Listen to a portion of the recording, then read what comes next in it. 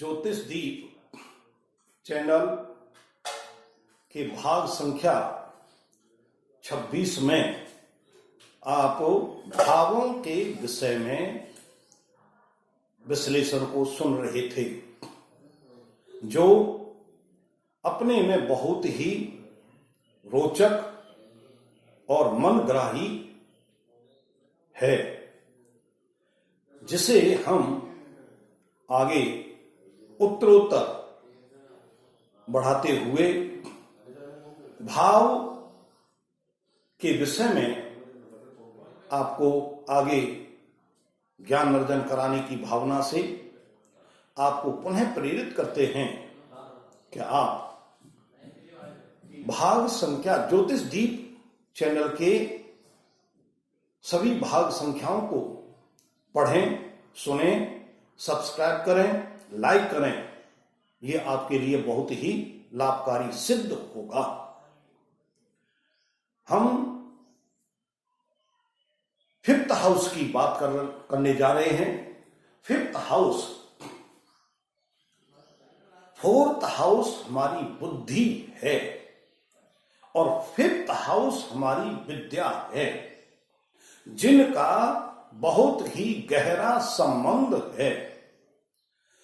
जैसी व्यक्ति की जातक की बुद्धि होगी, वैसी ही उसकी विद्या भी होगी। यदि कोई कुशाग्र बुद्धि का जातक है तो उसकी विद्या प्राप्ति का क्षेत्र बहुत ही अच्छा होगा, उच्च अंक और उच्चता को प्राप्त करता हुआ होगा।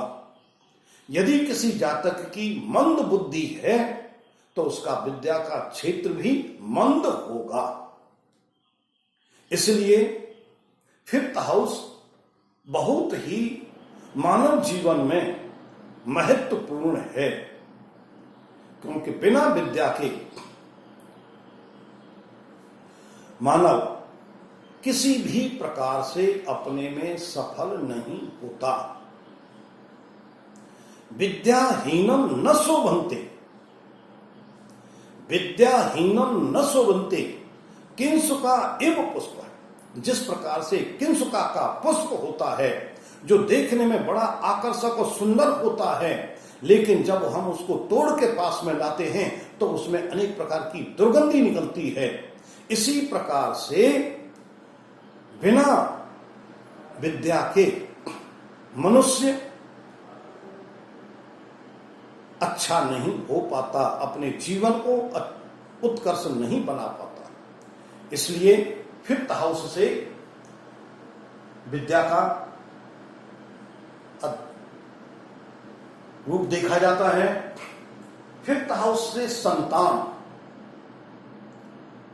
का भी विश्लेषण किया जाता है कि जैसा कि आप जानते हैं कि मानव जीवन में आकर के यदि उस मनुष्य का जातक का दाम्पत्य जीवन नहीं हुआ तो वो फिर अधूरा रह जाता है।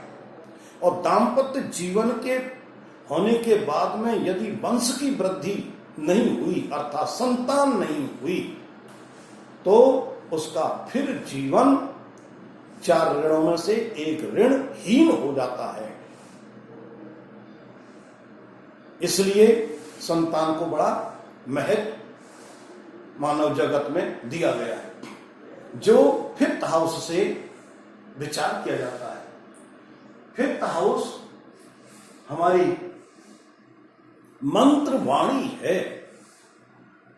आपने अपने दैनिक जीवन में देखा होगा कि कुछ जातक मंत्रों का बड़ा शुद्ध उच्चारण करते हैं, जो दूसरों के ऊपर पॉजिटिव एनर्जी के रूप में बड़ा प्रभाव डालते हैं। उनका स्वयं का कल्याण होता है और उन शुद्ध उच्चारित मंत्रों को जो सुनने वाले होते हैं, उनका भी विशेष रूप से कल्याण होता है। उनको भी बड़ा सुखद और अच्छा लगने वाला होता है, जिससे उनके पाप कर्म नष्ट होते हैं। तो हम फिफ्थ हाउस से मंत्र वाणी का विचार करते हैं। इस फिफ्थ हाउस से हम देशभक्ति का विचार भी करते हैं। एक जातक ऐसा होता है जिसको परिवार से, समाज से, देश से कोई लगाव नहीं होता। वो अपने में, अपनी दैनिक जीवन क्रिया में ही मग्न रहता है। एक जातक बाल्यकाल से ही विशेष रूप से अपने परिवारजनों के लिए, अपने समाज के लिए, अपने राज्य के लिए और अपने देश के लिए हर कार्य को पूर्ण करने के लिए तत्पर रहता है और अपने एन केन प्रकार से, किसी भी प्रकार से उन कार्यों को पूर्ण करने में सफलता प्राप्त करता है। तो ये देशभक्ति का जो विश्लेषण है, इसको भी हम आगे विस्तृत रूप से आपको बतलाएंगे। अभी 5th हाउस से ये बिंदु जो है आपको याद रखने चाहिए कि जो हमको भविष्य में इनका विस्तृत रूप से विश्लेषण करना है, तो 5th हाउस से हम देशभक्ति का विचार करते हैं। 6th हाउस से रोग, रिपु और ऋण। संसार में जो भी जातक आते हैं उनको पूर्व जन्म के पाप कर्मों के कारण से अनेक प्रकार की बीमारियां, रोग पैदा होते हैं और उन रोगों के द्वारा कष्ट भोगते हुए तथा धन का खर्च करते हुए पीड़ा का अनुभव करते हैं। रिपु। इसी प्रकार से इस मानव जीवन में आप देखते हैं कि कुछ व्यक्तियों के इतने दुश्मन होते हैं कि जिनकी कोई सीमा नहीं गिनाई जा सकती, और वही कुछ ऐसे जातक होते हैं कि जिनके दैनिक जीवन में क्या जीवन पर्यंत तक कोई किसी प्रकार का दुश्मन नहीं होता है, जिससे वो अपना सुखमय जीवन व्यतीत करते चले जाते हैं। तीसरा है ऋण। रोग, रिपु, ऋण। ऋण उधार, पैसा लेना, लोन लेना। अधिकांशतः आप देखते हैं कि आज के कलयुग में लगभग प्रत्येक व्यक्ति का काम ऋण लेकर के ही चलता है। इस विषय में मेरी मान्यता यह है कि ये 6th हाउस यदि पीड़ित होता है तो उस जातक को अनेक प्रकार से लोन लेने पड़ते हैं और उनकी एक मनोवृत्ति बन जाती है, ऋणम गृहीत्वा घृतम पीवित्वा।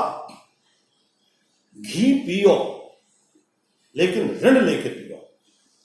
एक जातक ऐसा होता है कि जो अपने जीवन काल में किसी से उधार न तो पैसा मांगता है और न किसी प्रकार का ऋण लेता है, और यदि उसके ऊपर कोई ऋण हो जाता है तो उसको रात भर नींद नहीं आती है, उस ऋण को तत्परता के साथ उतार देता है। तो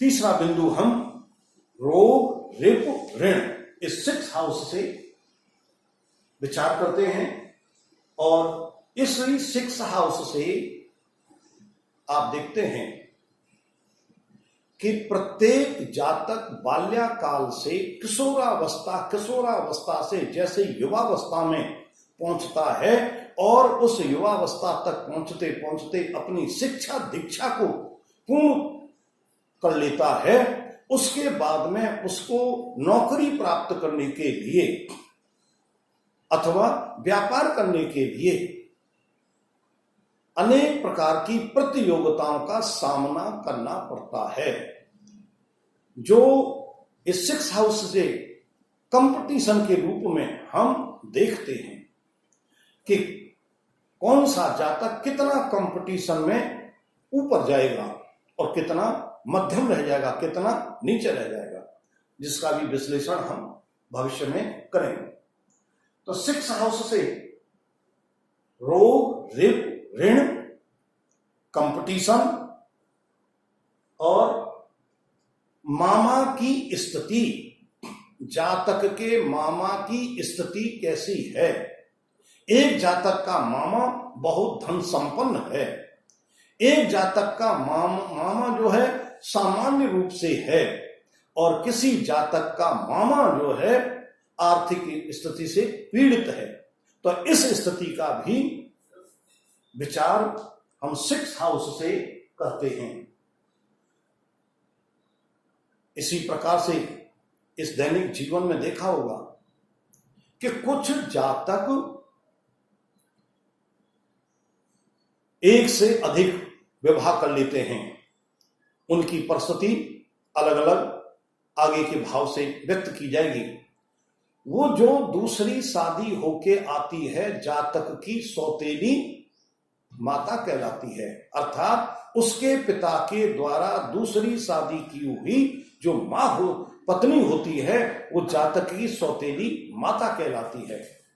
तो सौतेली माता क्या जीवन में आएगी, और आएगी तो उसके प्रति उस जातक का कैसा व्यवहार रहेगा, अर्थात उस सौतेली माता का जातक के प्रति कैसा व्यवहार रहेगा, इसका भी हम विश्लेषण विचार इस 6th हाउस से करते हैं। 7th हाउस हमारा दाम्पत्य जीवन है, वर के लिए वधू है, वधू के लिए वर है। वर और वधू का जब पाण ग्रहण संस्कार हो जाता है तो वो दाम्पत्य जीवन के रूप में बदल जाता है। तो 7th हाउस से हम वर वधू दाम्पत्य जीवन का विशेष रूप से विचार करते हैं, और इसी के साथ में जितने भी मनुष्य हैं, जातक हैं, वो अपने जीवन काल में अपनी जीविकोपार्जन करने के लिए स्वतंत्र रूप से या एकाकी रूप बन करके अकेले रहकर किसी कार्य को पूरा नहीं कर पाते हैं। तो वो अपने उस कार्यों को पूरा करने के लिए साझेदारी, पार्टनरशिप ढूंढते हैं, और इस 7th हाउस से को उनको कैसा पार्टनर मिलेगा, अच्छा मिलेगा, खराब मिलेगा, जिसके विषय में मैंने आपको संकेत किया था। राशि, मित्र राशि और शत्रु राशि, जो जिनकी मित्र राशि हैं उनकी कंपटीशन, उनका जो पार्टनरशिप बहुत ही अच्छा चलता है, और जिन जातकों की शत्रु राशियां हैं उनका पार्टनर अच्छा नहीं होता है, उनकी पार्टनरशिप विधिवत रूप से नहीं चलती है। तो इस 7th हाउस से हम इसका भी विश्लेषण करेंगे। इसके बाद में 8th हाउस, 8th हाउस बहुत ही इस ज्योतिष काल में या ज्योतिष शास्त्र में चमकाने वाला, प्रभावित करने वाला, भय करने वाला, भयभीत करने वाला 8th हाउस है।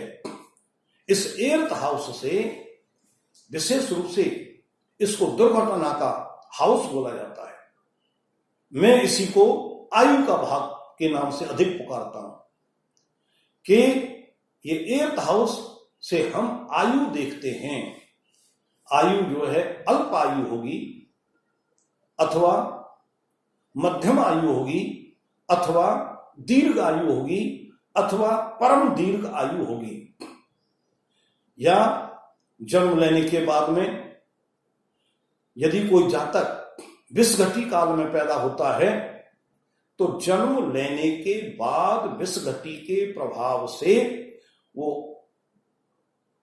कुछ ही समय बाद, कुछ ही दिनों के बाद उसकी मृत्यु हो जाती है। इसी प्रकार से यदि कोई जातक दिन रोग में पैदा होता है तो वो भी कुछ ही दिनों के बाद में मृत्यु को प्राप्त हो जाता है। इसी प्रकार से यदि कोई जातक मृत्यु भाग में जन्म लेता है तो उसकी तत्काल जन्म लेते ही तत्काल उसकी मृत्यु हो जाती है। तो जन्म से लेकर के परम दीर्घ आयु तक का विश्लेषण इस एर्थ हाउस के द्वारा किया जाता है। दूसरा, इसी को एर्थ हाउस को हम दुर्घटना के विषय में आप जैसा देखते हैं कि अनेक प्रकार की दुर्घटनाएं होती हैं। एक दुर्घटना किसी अंग को पीड़ित कर देती है, अर्थात काट देती है। किसी में इस प्रकार का अंग हो जाता है कि जो जीवन में कभी फिर सार्थक सिद्ध नहीं होता। कुछ दुर्घटनाएं ऐसी होती हैं कि जिसमें बीभत्स का रूप हो जाता है, उसको देखना ही बहुत। दुर्घटना हुई, पेट फटा, आंतड़ियां बिखर गईं, लेकिन मृत्यु को प्राप्त नहीं हुआ, बीभत्स रूप दिखाई देता है।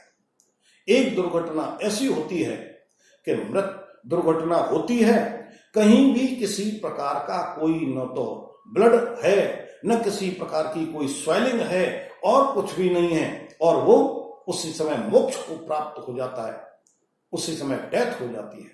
इस दुर्घटनाओं के विषय में भी आपको विस्तृत रूप से आगे बताया जाएगा। इस दुर्घटना के बाद में एर्थ हाउस बहुत ही महत्वपूर्ण गुप्त विद्याओं का खजाना है।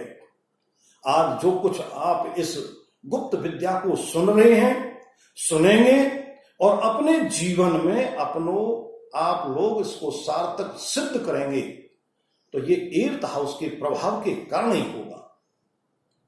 गुप्त विद्या का ये खजाना है। एर्थ हाउस अनेक गुप्त विद्याओं को मानव जगत में सिखाता है, अर्थात जातक इसी के द्वारा गुप्त विद्याओं को सीखते हैं और अपने जीवन को सफल बनाते हैं। एर्थ हाउस गुप्त धन है। संसार के अधिकांश प्राणी धन के लिए सदैव लालित रहते हैं, बहुत ही लोभी, लालच की भावना रखते हैं, और सदैव उस गुप्त धन को अधिक से अधिक प्राप्त करने का प्रयास भी करते हैं। तो ये इसी एर्थ हाउस का प्रभाव है कि किस जातक को गुप्त धन, गुप्त विद्या मिलेगी, और किस जातक को गुप्त धन और गुप्त विद्या नहीं मिलेगी। जिनके भाग्य में गुप्त विद्या और गुप्त धन का योग नहीं है, उनको उस ओर अधिक अग्रसर या प्रयासशील नहीं होना चाहिए, और जिनके योग है तो योग काल में सरल रूप से प्राप्त कर लेना चाहिए।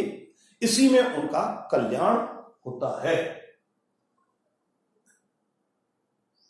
ये एर्थ हाउस से हम आकस्मिक लाभ, कभी कभी आप देखते हैं कि मनुष्य अथक प्रयास करता है और फिर उसको फल की प्राप्ति नहीं होती है, और कभी कभी प्रयास न करने पर अचानक हमको लाभ प्राप्त हो जाते हैं।